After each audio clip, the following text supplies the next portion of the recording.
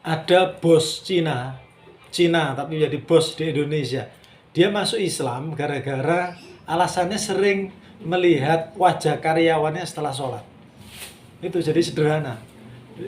Dia itu masuk Islamnya gara-gara sering kali melihat wajah karyawannya yang selesai sholat itu kelihatan terang.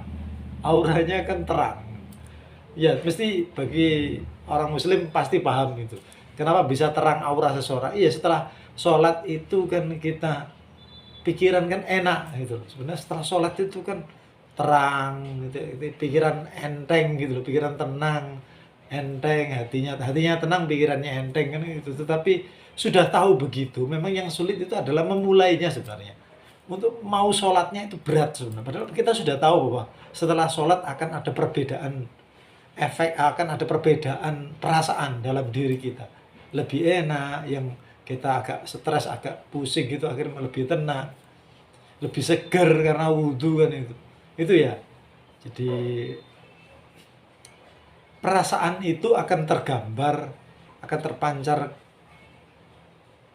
ke aura kita. Jadi akan memancarkan aura gitu. Jadi orang sebelum sholat dengan setelah sholat auranya akan berbeda. Nah yang ya kita bisa merasakan. Jadi semuanya orang yang pernah sholat pasti bisa merasakan itu. Tetapi setannya kan di situ. Untuk memulai sholatnya itu yang sulit. Padahal ketika sudah sholat dan selesai akan merasakan sesuatu yang nikmat, yang tidak dirasakan di ibadah yang lain kan gitu, di amalia yang lain. Nah, yang bisa melihat aura itu ternyata orang non muslim. Jadi seorang bos tadi itu di di tengah-tengah istirahat biasanya kan ada karyawan itu mojok kemana di gudang di mana itu melakukan sholat itu. Kemudian bosnya yang ketemu. Pokoknya setelah ketemu karyawan yang setelah sholat itu dia selalu melihat sesuatu yang berbeda. Ya jelas kan. Terus sebelum sholat kita kan penat, capek dari pagi kerja, mikir gitu kan. Wajah berminyak kan gitu, lalu kita sholat wudu tenang zikir berdoa, setelah itu kan terang gitu.